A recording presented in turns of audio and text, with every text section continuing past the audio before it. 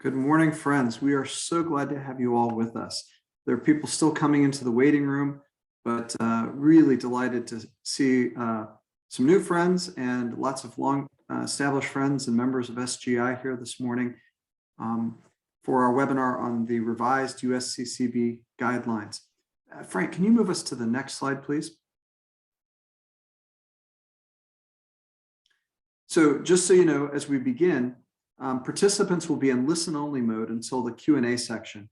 You can also enter questions into the chat. If you're watching this via the live stream in YouTube, you can also enter questions, comments in the chat, and we'll be monitoring that. We will make a recording and make it available via our website, and we'll also share with you the slides that we're using today. And if we might move on to the next one. We're going to begin with an opening reflection. It will be coming from our shareholder engagement manager, Natalie Wasik. So Natalie, if you'd please take over. Great, thanks, Chris. I wanted to start with a short reflection. In her book, Searching for Sunday, Rachel Held Evans talks about the importance of working together and what it means to work together and be a Christian, really. And I think it reflects in the work and through the USCCB guidelines and the work that we all do together. And she writes, when my faith had become little more than an abstraction, a set of propositions to be affirmed or denied, tangible, tactile nature of sacraments invited me to touch, smell, taste, hear, and see God in the stuff of my everyday life. Again, they got God out of my head and into my hands. They reminded me that Christianity isn't meant to be simply believed. It is meant to be lived, shared, eaten, spoken, and enacted in the presence of other people.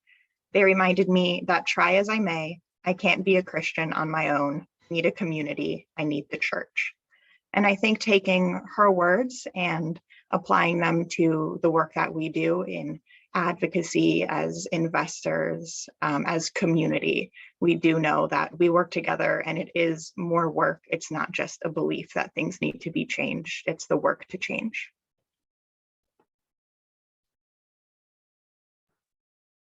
Thank you, Natalie. So grateful for that reflection.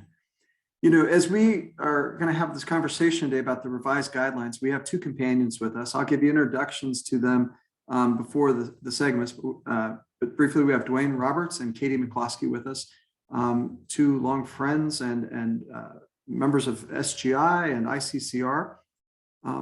Frank, if you'll move us to the next slide, please. And basically the route we're going to take is we're going to have a little introduction that I'll lead. Then we'll hear a reflection of an asset manager, which is from Duane, a reflection of an asset owner, which is going to be coming from Katie, and we'll have some time for some questions and answers.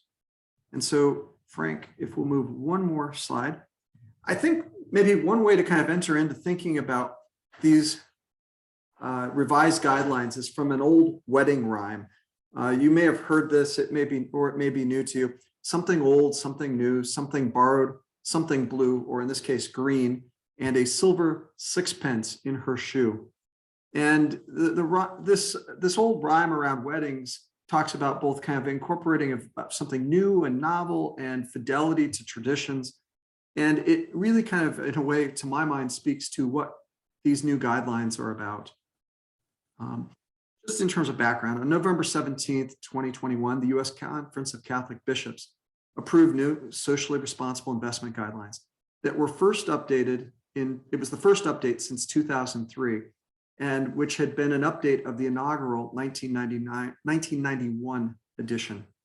The USCCB staff, under the leadership of a bishops' working group chaired by the USCCB treasurer, developed a draft of the guidelines over 2 years. Both of our speakers today were consulted as external subject matter experts.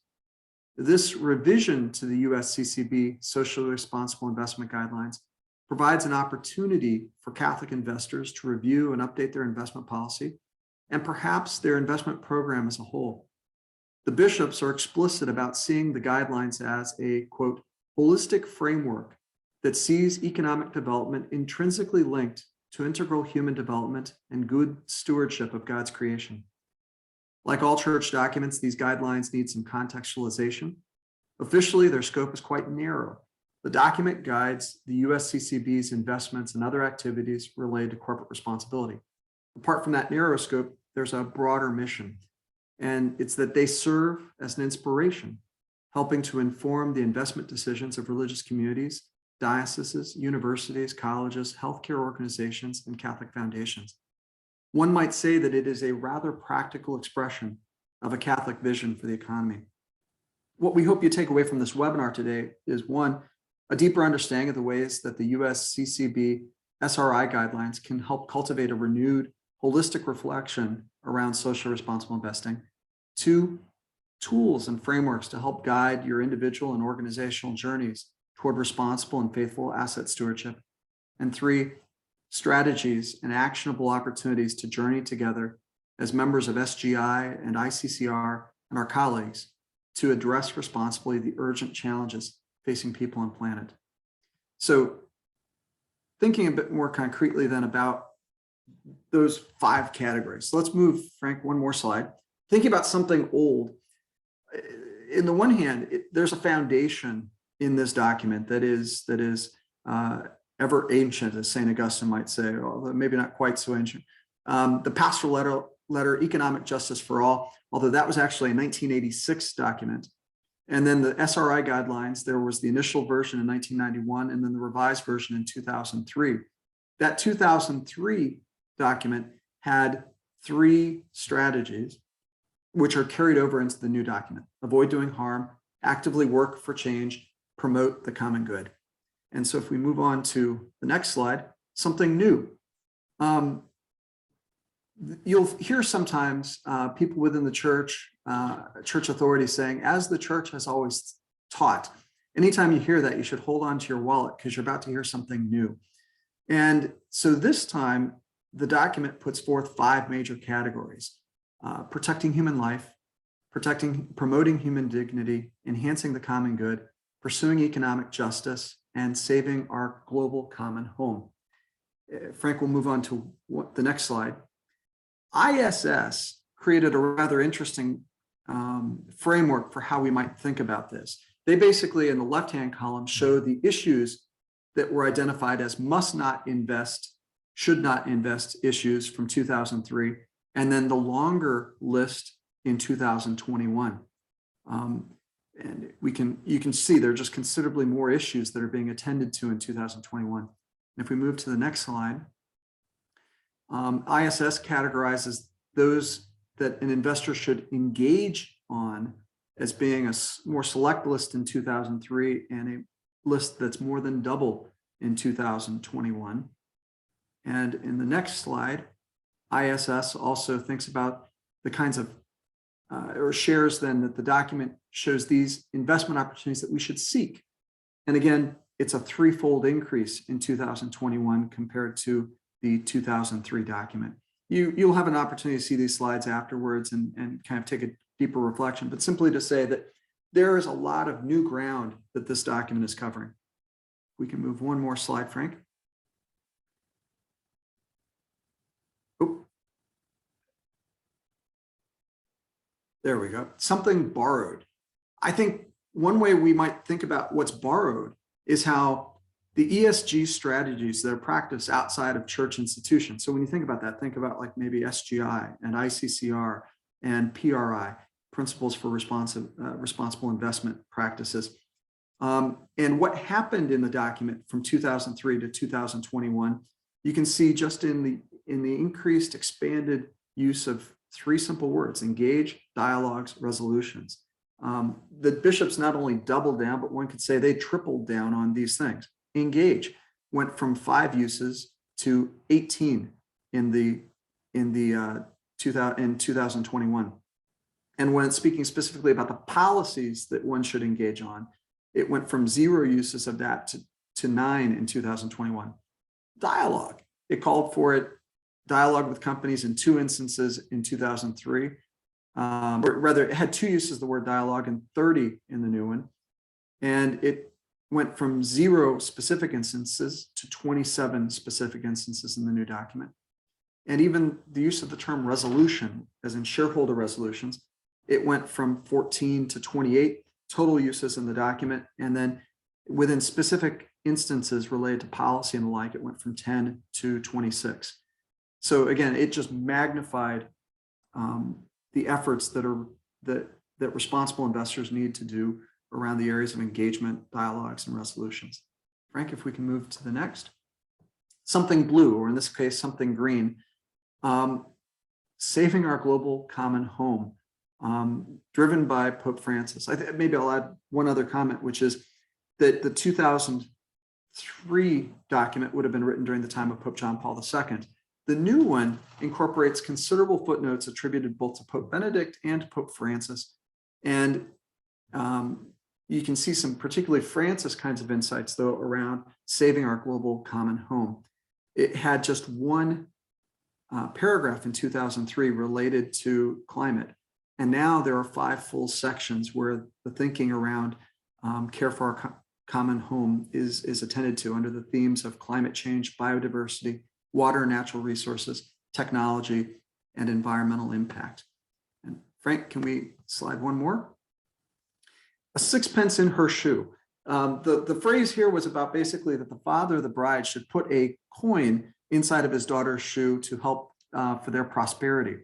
But maybe a way that we can see that phrase from the old rhyme with respect to this document is, the phrase that this document used, lifted from Economic Justice for All, says that it appears that return on investment is the governing criteria in the relation between them and management. We do not believe that this is an adequate rationale for shareholder decisions. I might argue that this actually calls for an ethics first perspective. That's a call for ethical, moral perspective, not merely technical or pragmatic ones.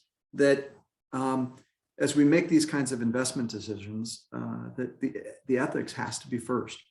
One might say, even based on this document, that an investment framework that seeks to consider investments apart from ethics is for Catholics not neutral or amoral, but in fact immoral. Maybe with that as a prelude, we'll move on to our next slide.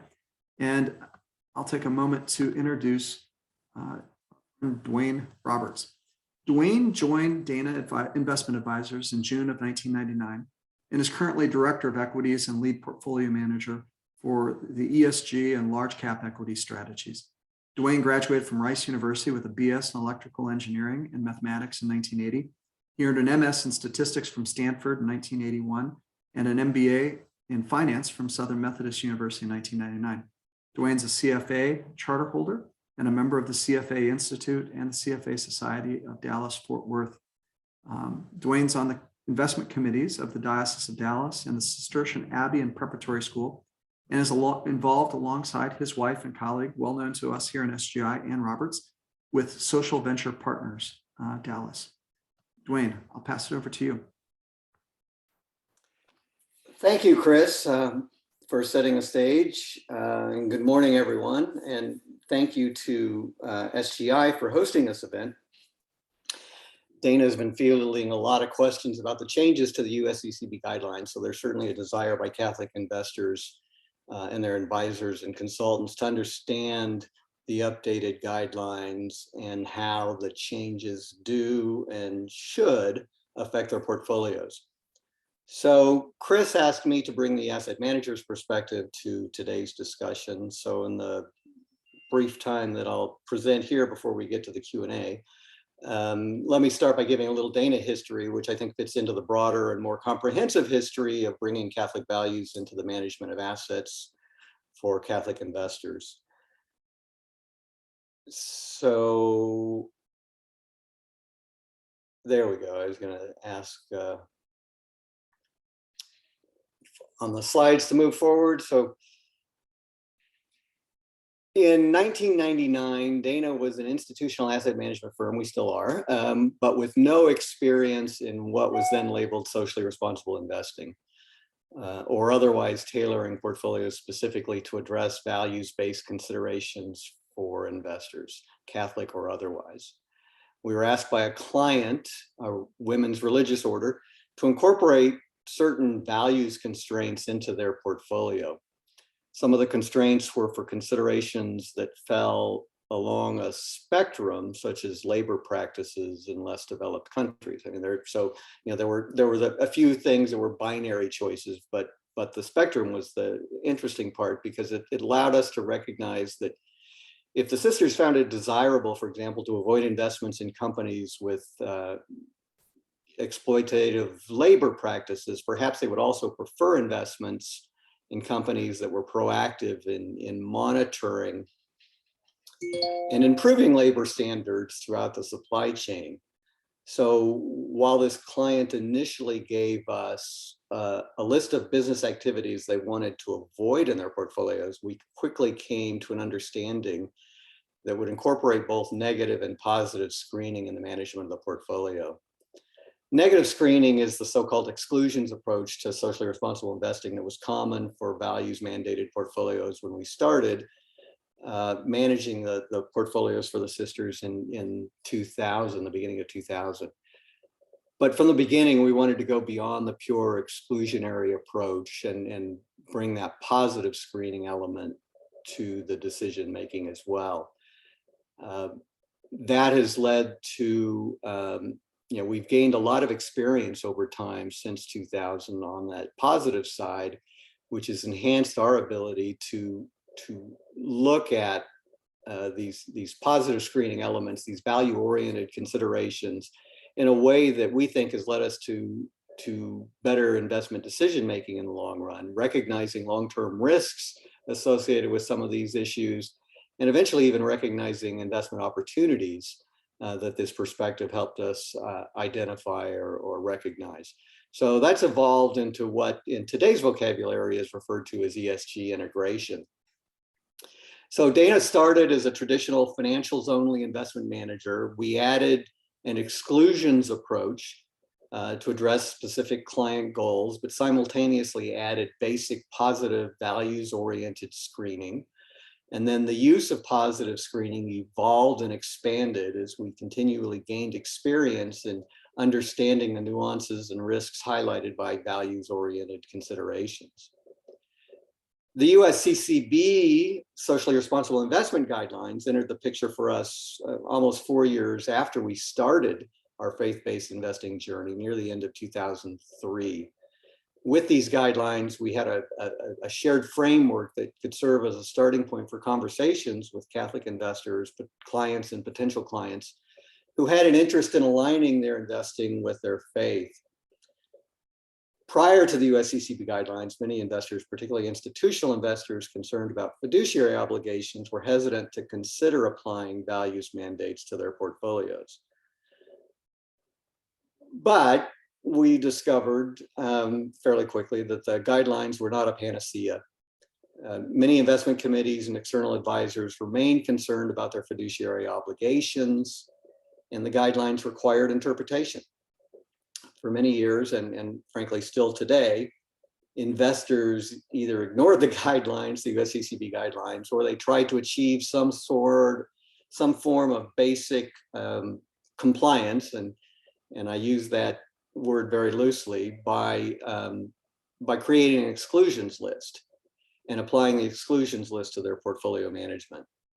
The exclusions list addresses the do not harm elements of the USCCB guidelines, but does not address the other exhortations in the document to promote the common good and to be active participants with regards to our stock holdings. So positive screening was a start in promoting the common good within our client portfolios, but through the first decade of the 2000s, Dana was not acting as an active participant on behalf of our clients, other than by fairly basic approach to proxy voting. Recognizing the USCCB call to be responsible owners of the companies in which we own shares on behalf of our clients, we began to slowly develop the engagement and advocacy activities on behalf of our clients, including a much more assertive and robust approach to proxy voting. we now consider engagement and advocacy efforts to be a fundamental part of the service that we provide to our clients, equal really to the task of generating the highest risk-adjusted returns that we can within the mandates we're given. So Dana views Catholic investing as a journey, constantly learning and evolving and occasionally making some wrong turns. The USCCB guidelines are not a roadmap with specific directions to arrive at a well-defined Catholic portfolio, but rather we view the original document and the recent update as describing a process by which we seek to align the portfolios that we manage with Catholic social teaching or for Catholic institutions with the mission of the organization. Reflection is required to interpret the do not harm mandate, the active corporate participation strategy, and the promote the common good strategy that these three primary strategies described in 2003 and essentially maintained in the 2021 version of the guidelines, although the phrasing changed slightly in the 2021 version. Both the new and the old documents provide additional suggestions and policies on how to achieve these strategic goals. Some of the policies provide fairly clear direction that can be implemented via an exclusion list, such as the policy for an absolute exclusion of investment in companies whose activities include direct participation in the support of abortion. Other policies, though, require actions beyond a simple invest or divest decision, such as the policy statement to encourage companies to report on social, environmental, as well as financial performance. So our journey of Catholic investing has been and remains guided by the USCCB socially responsible investing guidelines. But I hope I made it clear that we consider the documents to really be a process guide and not a step-by-step implementation manual or cookbook. So Frank, if we can move on to the next slide. Chris gave a great overview of the changes in the 2021 document relative to the 2003 document, so I won't really go into details there, but let me just highlight kind of three high-level takeaways that we at Dana came away with after digesting the 2021 document. First, there's very much an increased emphasis on active ownership and engagement. While we think this is something that we've been growing along that path prior to the 2021 document, we saw that this was something that as Chris highlighted in the statistics that he gave, certainly became an elevated point of emphasis within the document. Second, we note that the new document calls for a review of the guidelines every 3 years. I mean, it's been 18 years between documents, and I know in conversations with some folks, including folks at the USCCB, going back 10 years ago, asking if there would be revisions. There was really no intention to do that. As Chris also highlighted, the current document explicitly recognizes the benefit of periodic review and commits to a review of the policy every 3 years. So this is becoming now a more of a living document, and we think that's a very positive change. Third, after 18 years, the guidelines just really needed to address some new issues and be updated a bit. So the guidelines reflect newer church documents, but I think most notably the 2015 encyclical letter Laudato Si, but also some follow-on documents to that, as well as other documents. And they look at things that just really weren't a concern for investors in 2003, like the impact of social media or how to approach recreational cannabis use. And finally, I'll add, not on the slide here, but really a fourth highlight. We didn't list on Dana's slide because it's not something that is directly relevant to what we do as managers of publicly traded securities, large cap equities primarily. And that's the exhortation to the increased emphasis on impact investing. And fortunately, we have Katie speaking, and she'll be able to touch on that element of the overall structure and what the document's talking about and the journey of ESG investors. So Frank, if we go into the next slide, yeah, I just want to highlight that the guidelines provide us a framework to think about the scope of our analysis when making investment decisions. This slide is a rather busy slide. I'm not going to go through it, but it really highlights some of the considerations which go above and beyond traditional financial factors. Those financial factors remain important to us, but these are added things that we consider in the process of managing portfolios for our Catholic clients that bring the guidance of USCCB and conversation with our clients to the portfolio management problem as well. Next slide, Frank. I just included this slide. Again, I'm not going to go through this slide, but I included it to just to reinforce that we consider Catholic investing to be a journey. And this slide goes beyond just what we're doing on the Catholic side, but kind of the broader values-based perspective to investment management. The timeline shows, for example, how we introduce quantitative techniques and leverage the ever-growing ESG data ecosystem to assist in our ESG assessment of companies. It shows how we have leaned on investor coalitions and advocacy groups to improve what we do with active ownership and engagement. So there's very much a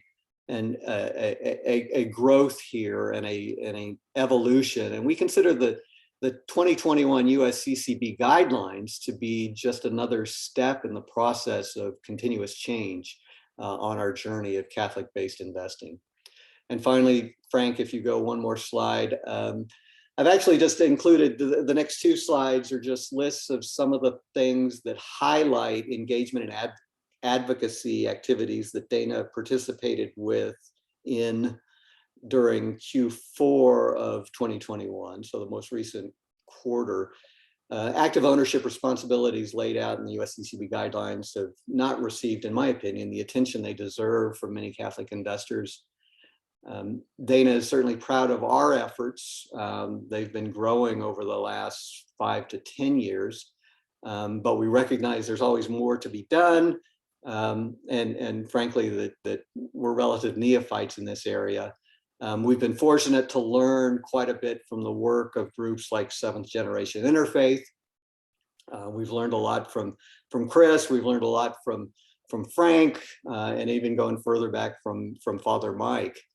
And we've learned a lot from others in this community at SGI, at ICCR, and other advocacy groups, including Mercy, who has been a resource that we've collaborated with, we've leaned on, we've learned from, and in fact we've pretty much co-filed at least one shareholder resolution with Mercy, I think, for at least the last 5 years, including this year a proposal with JP Morgan on fossil fuel financing. So with that, let me lead into letting Katie talk more about the Mercy perspective.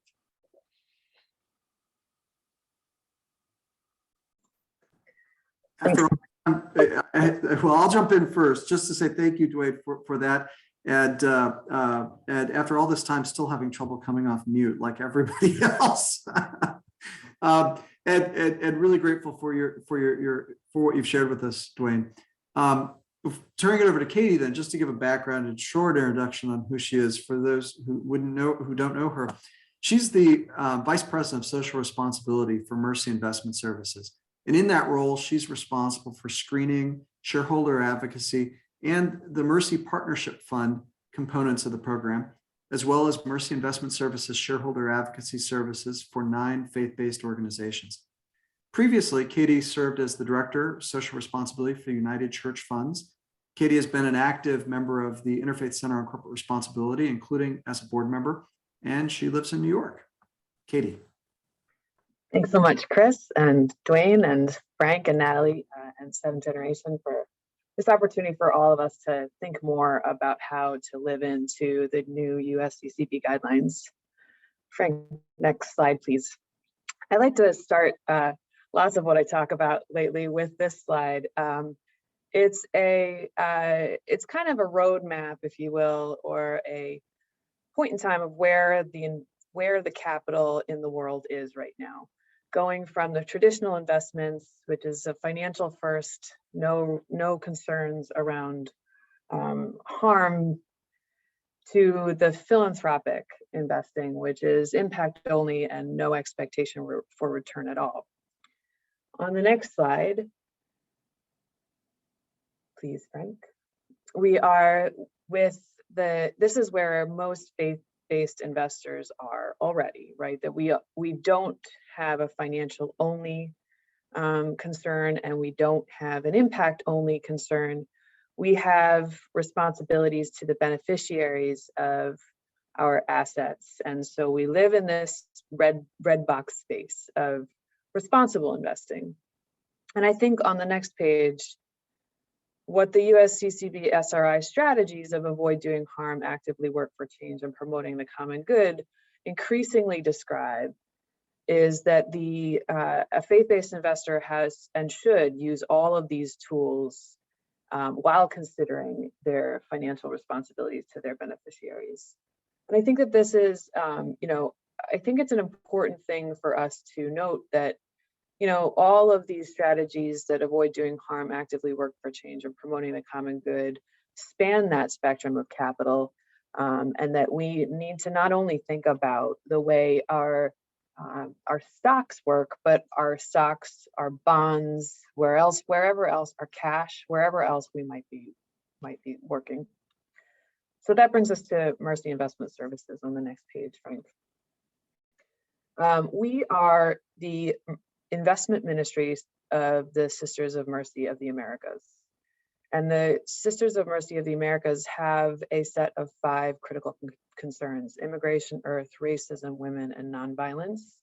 And so these are the lenses through which we have our decision making, not unlike the 5 pillars of the USCCB, not a perfect match, but certainly these are the sort of lenses through which we train our actions. On the next page, these are the strategies Mercy Investment Services use to respond to those critical concerns. And much like Duane was saying, there is at the bottom a sort of low-hanging fruit, if you will, of proxy voting, which is to take intentional actions when we're voting our proxies with regards to social and environmental issues, not only the financial issues that come in front of us. And around the clock, anti-clockwise, or the shareholder advocacy work that we do is based on our lenses of human rights and equity, healthy persons and communities, and healthy planet.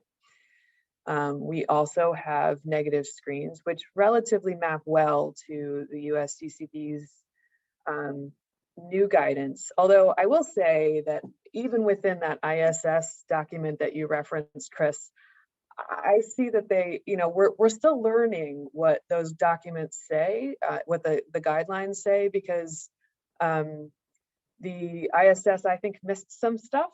And so I think that's all just an exhortation for us to take a deep breath. We don't have to do this quickly. Not even the data providers have really done their full homework yet, so we don't have to rush into changes. And then on the top left, you'll see our positive screening, or ESG investing.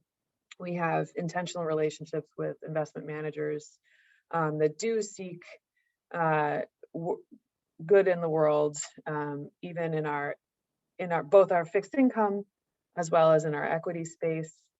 And then we do have a sort of a North Star of impact investing, and it's probably worthwhile to know that Mercy Investment Services is only around 12 years old, and one of our sleeves of investments, the Mercy Partnership Fund, is celebrating its 27th anniversary, and that is an iteration of that fund. And so we have this sort of impact first fund that precedes us and is kind of the beating heart of the decision making that we've done.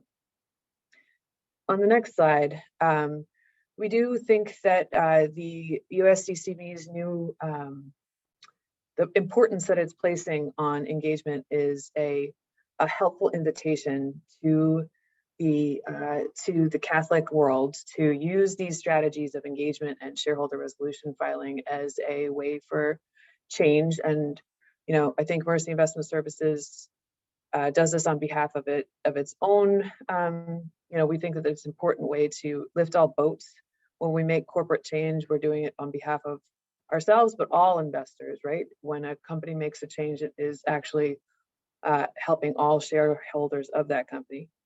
We do that also on behalf of, as you said, Chris, 9 faith-based organizations that have aligned with us around shareholder engagement strategies.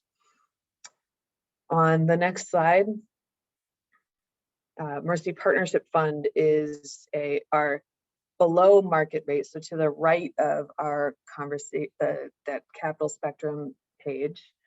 And you know, this is, I think, has also been called out more. This opportunity for impact investing has been called out more in this iteration of the USCCB guidelines. And so for Mercy Partnership Fund, this is an opportunity for environmental and social investments in 62 organizations that span 63 countries and 50 states. We have an impact survey that happens annually on that. And we are trying to use this fulcrum of reducing economic poverty, women and children, and protection of the environment as the means through which we are seeking impact. On the next page, slightly before Laudato Si was published, but in response to the Sisters of Mercy determining what they could do from an operational perspective as well as as an investment perspective, we started to think about the ways to use capital to make environmental change. And so this idea of a market rate impact fund that we eventually called the Environmental Solutions Fund was born. And so this is it focuses on renewable energy and water efficiency, materials recycling, green buildings, and sustainable agriculture. And so we've grown that significantly since it was launched in 2015.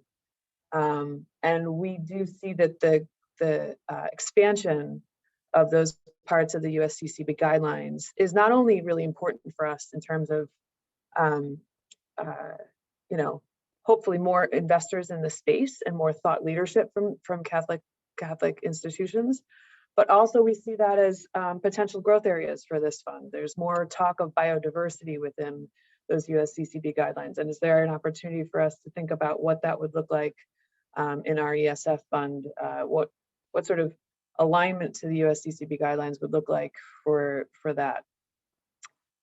On the next slide, and this is where we've come. So we have used those sort of, we've used those lenses of the critical concerns to make a relatively large strategic move toward ESG and impact investing. We have done so with an internally facing social responsibility philosophy and policy statement, one which references our critical concerns, but also the USCCB's economic justice for all pastoral letter. And so we find that this guidelines change will probably propel more opportunity for us. We do think that just as Chris started here, that the guidelines sort of speak to the church. And so we are using them as a touchstone for action rather than as Duane said as well, rather than a dictation of what we will change in our policy. I think there's a lot of time for us to discern and contemplate how and what to live into within the new guidelines. And so that will be part of our process as we meet with our social responsibility committee, who is the author, if you will, of the social responsibility philosophy and policy statement for us. And those conversations then happen between our social responsibility committee and our investment committee, as well as probably some bringing up of our board of directors. But I think that it's a wonderful place and an invitation to have this conversation intentionally. And as Duane said, this important part of it being a more evergreen document now that will be updated. I think this is an opportunity for all of us to take stock in what we've done, as you see on this page, but also to think more about how we can deepen our living into Catholic social teaching. So thanks so much, and I'm looking forward to the discussion now. Thank you, Katie. That's really great. Maybe just to mention something we had talked about in coming into this is that this document's not the final word, and in fact, a number of people we've been waiting for what will come next from the Vatican, and the word that keeps coming forth from there is that they will be coming soon. But for those more familiar with Scripture, we also know that Jesus at the Ascension basically said he'd be coming back real soon. And we're at almost 2,000 years and counting. So, and Frank muted me so as to allow everybody to be able to come off mute. So this is a time where we've got an opportunity for questions and answers, especially that we can direct to Duane as an asset manager and to Katie as an asset owner. Comments, observations. So feel free to come off mute and share a reflection if you'd like, or share a question, or to type it in the chat. And we're also monitoring over on YouTube the live stream there, should there be comments or questions that come there as well. So you can take yourself off of mute and ask your question.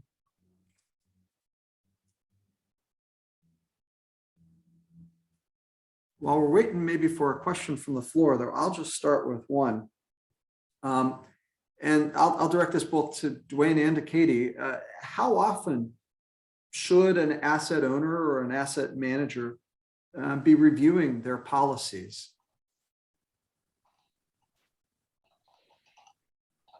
You want me to kick off? And so, as I said earlier, we view this as a journey, and so I think we view continuous review as the right answer. We're constantly consuming the direction of documents like the USCCB guidelines or Laudato Si or Fratelli Tutti. They're constantly new sources of influence that I think deserve reflection and potentially have an impact on how we think about the investment journey. So we view it as a process. The other part of it that makes it a continuous process for us is that a lot of where we are today is because of conversations we've had with our clients. And so as clients continue their thinking, that's constantly influencing us, or if, with new clients coming in, that's a new source of influence. So investment policy statements, if you're looking, how often should an IPS be revised? Well, that's probably something that would happen every few years. But in terms of how we think about incorporating this into our investment process, it really is more continuous. And frankly, let me ask one other element of that is that the resources we have available to us continue to evolve very rapidly. So that's another reason that we view it as something that's more or less continuous.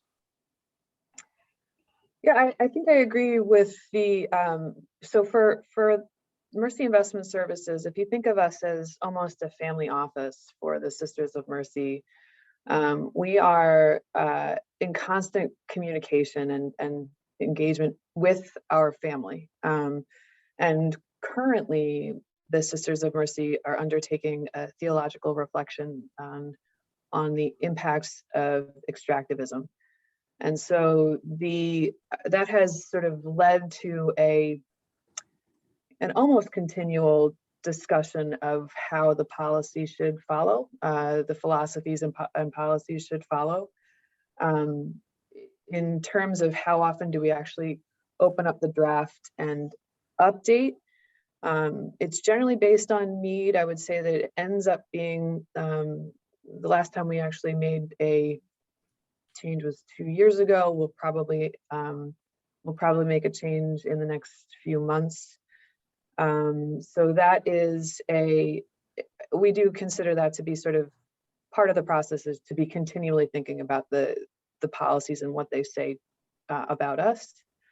And then the IPS follows in a more regular pattern. So same as what Duane said, around 2 to 3 years, I would say.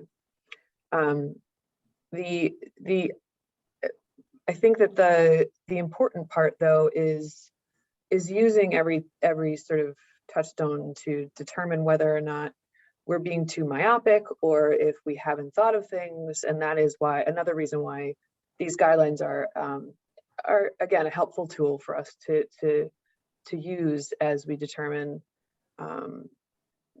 sort of structuring our program. Thanks, Katie. Thank you, Duane, for those remarks. You know, we're starting to get a number of questions as well in the chat. And so, for instance, there's one from Sister Elise Garcia asking about how do you ask investment managers to share their diversity, equity, inclusion standards and annual implementation progress in their leadership composition? Because it sounds like what I'm hearing there is that not only asking the companies, you know, like there's a letter that we're supporting right now of asking the S&P 100 to have significant percentages of women and people of color on the boards and in other kinds of leadership positions.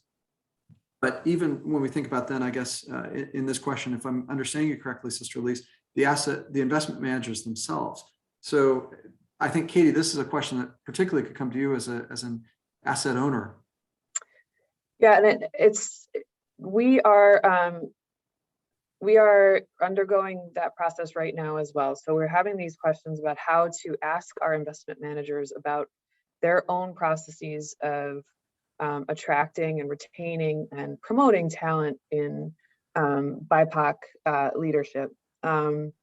We also, though, think that there is, we're working with our investment consultant to help us create a tool for asking the managers. I realize that that's not necessarily, a consultant is not necessarily something that all have access to.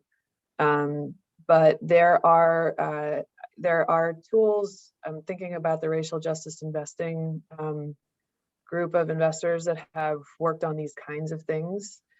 And then, you know, I think one of the things that we all need to think about is, and Mercy Investment Services does as well, is when does an expectation of DEI disclosure from your investment managers become part of your own policies again, right? So do we have that as something that we write into our SR philosophy and policy statement? Is that something that will strengthen the ask when we go out to managers and seek that information?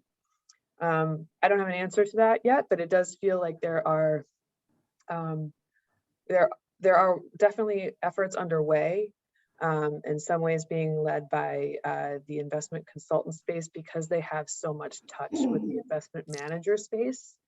And so probably there will be more opportunity for you know, small or investors that don't necessarily have consultants to use off-the-shelf products for asking that of managers. Thanks, Katie. Sister Barbara Jennings has come off mute, so she asked a question, or she's got a comment there, and I'll just let her go ahead and speak if if you would, Barbara.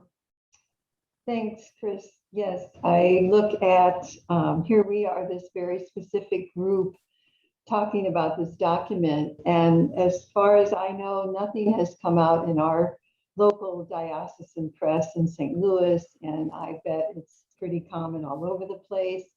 So I think we as members of SGI and ICCR, et cetera, wherever we are, we need to send nice letters to our bishops to encourage them to have features in publications from the archdiocese as well as on their websites, because the average Catholic has no idea that this document came out, and it affects very many lives, really, as far as investments. So this is a real chance to make a difference in this space. When the bishops approved it, it happened to be the same week they were looking at the communion document, which got much press publicity than this one. Of course. So unfortunately, there are other kinds of things that sometimes take precedence, but we've got to be better at telling our story, I think is what you're saying. Yeah. Felicidad Chavez, sister, you've got your hand up, please. Yeah. Hi. I'm a member of the Sister of Sorrowful Mother, and I just become a member of our investment committee. This is my 5th year. But I remember I was part of those. When we set up our corporate, our social responsibility, when we set up guideline for our thing. And I remember we just focused at that. That was in 1990. We just focused on the exclusion. It's so good to hear now that we have to do more in the engagement, dialogue, and resolution from the bishop, from the bishop. That time we just took it on our own, because at that time we have 3 healthcare system that we kind of work with us. And I remember trying to promote that corporate responsibility to all our healthcare system that time.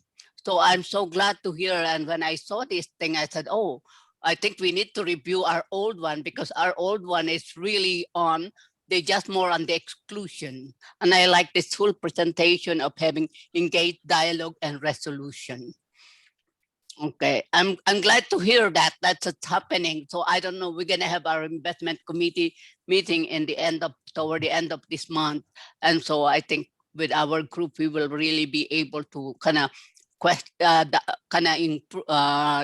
change this whole thing, that we need to go beyond exclusion, but more in engagement.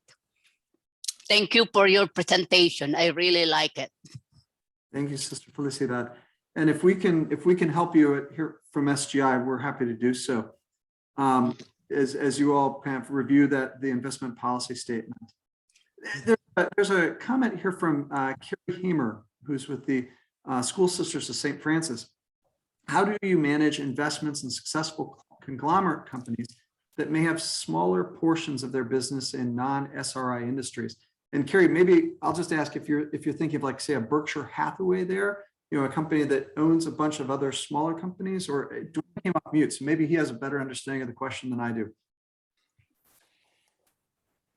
Well, I'll respond to that a little bit, because that is something that we wrestle with on an ongoing basis within our portfolios. As I mentioned, most of what we do is large cap public equities, and most large cap companies in the US have multiple lines of business, and some of them are challenges in terms of the moral alignment, and other parts are not. So looking at industrial companies that may have exposure to nuclear weapons, but also do many other things, is an example. Or frankly, in our Catholic strategies, probably the biggest example comes in the pharmaceutical area, where pretty much every large major pharmaceutical company manufactures an abortifacient or a contraceptive.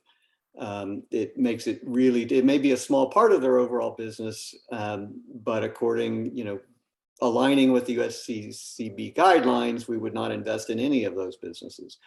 Let me go to maybe even a more nuanced and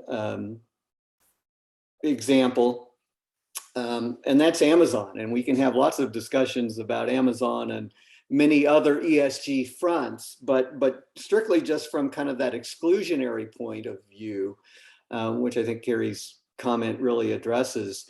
You know, there's one really trivial thing, which is, well, let me just skip forward. So one of the issues we've always had with Amazon comes from the you know, the policy statement to avoid pornography. So if we remember the early history of Amazon going back 25 years ago, they started with books, but the second thing they did were videotapes back then, and DVDs, and as you can imagine, a lot of that business ended up being pornography.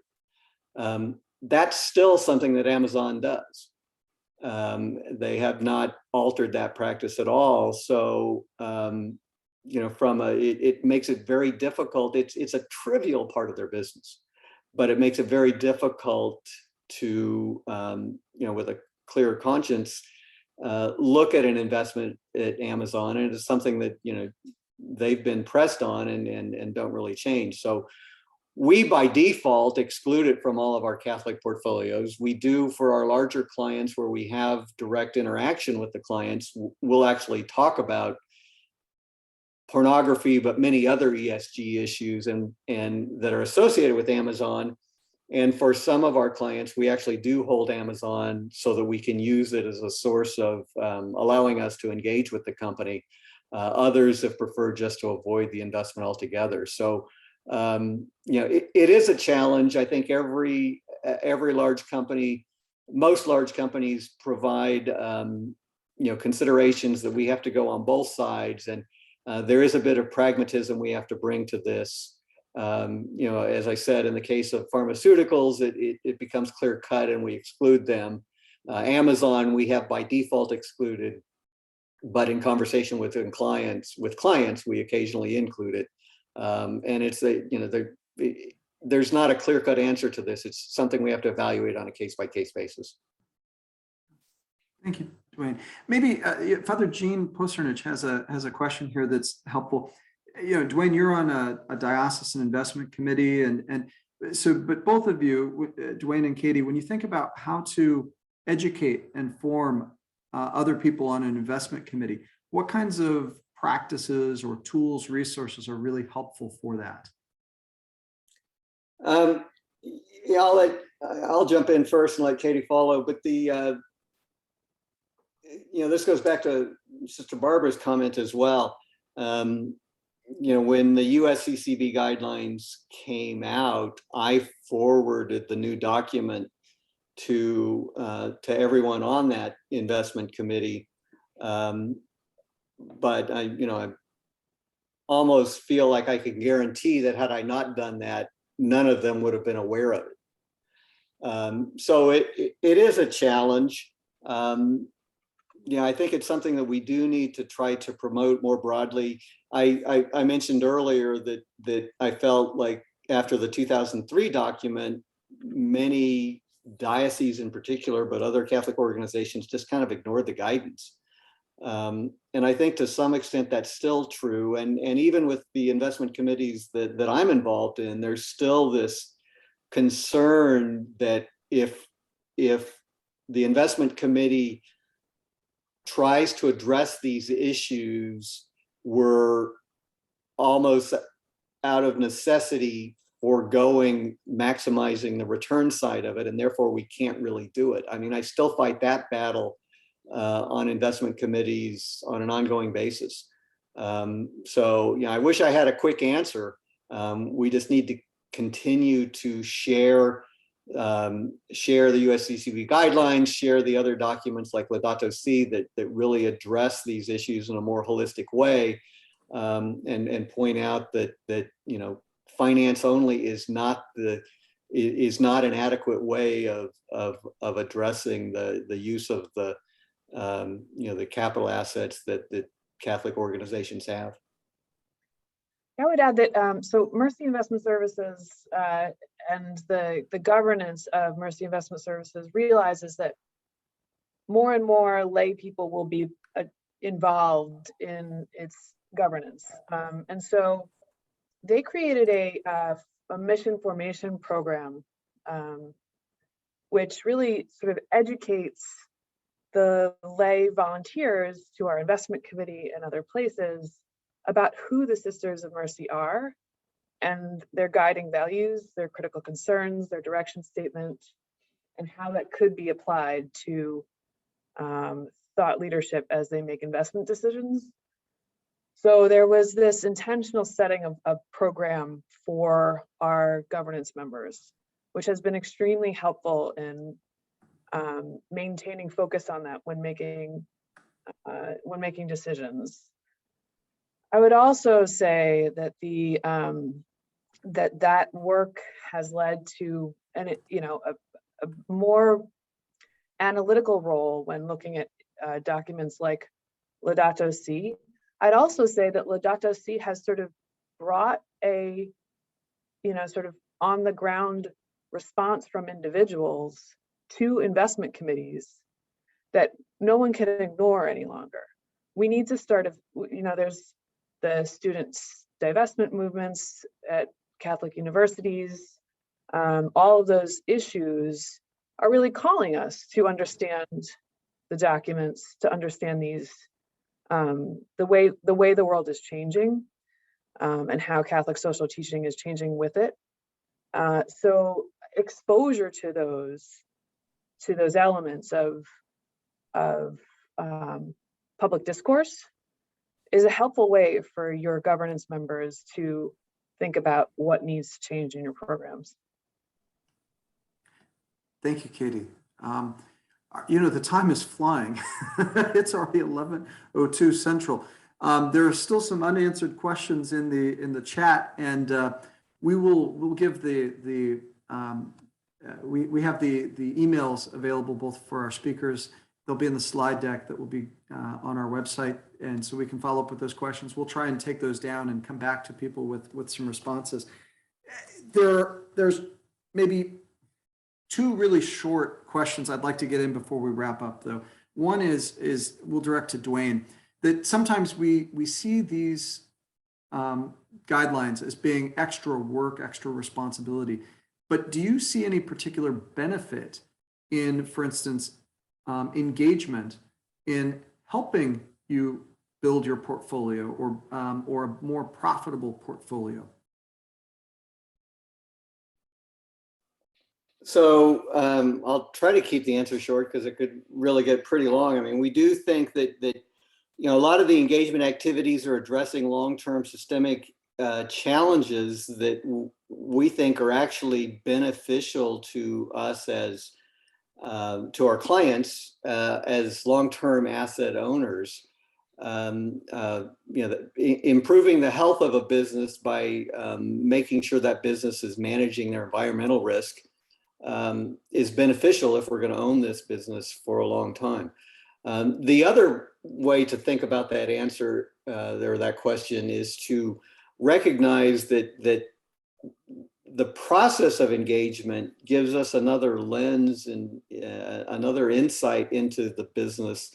It gives us another conversation with the business that we find, quite frankly, very refreshing and beneficial in that it's very much the unscripted conversation. If we think about earnings calls and purely financial presentations, those are very scripted. The engagement conversations we have are not so scripted, and quite frankly, we find that they're often insightful in helping us really gauge commitment levels to strategies that the companies are talking about. If there's a strategic commitment by corporate leadership to follow a certain path in terms of product development or business direction, oftentimes we can see a reflection of how strong that commitment is in the conversations we have on the engagement side, thinking about, for example, some of the utility companies we talk to and the commitments they make to move toward net zero in 2050. A lot of times we can find in our engagement conversations, just how much that is really being used to guide today's decisions to get there. And so that we find is very helpful. Thanks, Duane. Here's a lightning question then, which is simply 3 years from now, when the bishops go to revise this, is there a perspective you'd really like to see them consider as they refresh this document? I'll give you one, for instance. Human trafficking is such an important issue to bring up into our engagements with companies. And one of the things I'd like to see the bishops do next time around, this time they started with the Palermo Protocols. It was adopted by the UN General Assembly in 2000, and it was a good start 20 years ago. But it's not the best framing of corporate responsibility with respect to forced labor and human trafficking. It looks at symptoms rather than root causes, and it puts things through a legal lens. And frankly, the bishop should catch up to where the U.S. Catholic Sisters Against Human Trafficking are if they really want to make a kind of more focused view on this question. So if you were to kind of nudge them to review one part of it, what kind of top of your mind you think you'd want to ask them to look at? It wouldn't be an issue-based for me, but I think that there's probably more clarification that could be done in the document as to what assets, to somebody's point in here, John C., what assets are most applicable to use in different settings. So, the engagement most applicable for our equities investments. But let's go through and think about what it is that is most applicable for a typical investor that has this basket of assets, and how should the USCCB be providing guidelines for that, knowing that it's not only the USCCB's got assets that are impacted by these guidelines. So in other words, what should we do with our fixed income? What's the sort of top line thing we should do with our fixed income assets? What are the top line things we think we should think about with regard to hedge funds or impact investments? And so those are the kinds of things that I think could be clarified in the future. Thanks, Katie. Duane?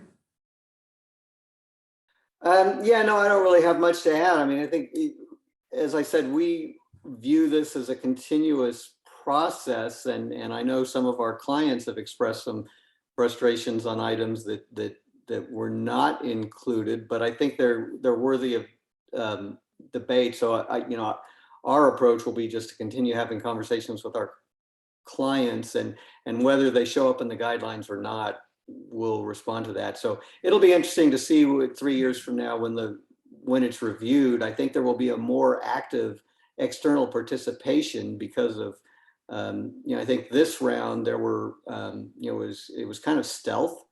The next round will be less so.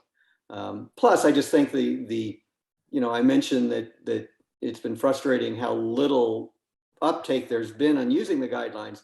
But I don't want to leave the impression that nothing's happening, because I think over the last 5 to 10 years, the first 2003, the first decade, it felt like there wasn't a lot of progress outside of the religious orders who didn't need the guidelines to already be on that path. But in the last 5 to 10 years, there's definitely been an acceleration in the uptake. There's just still a lot to go. Thanks, Duane.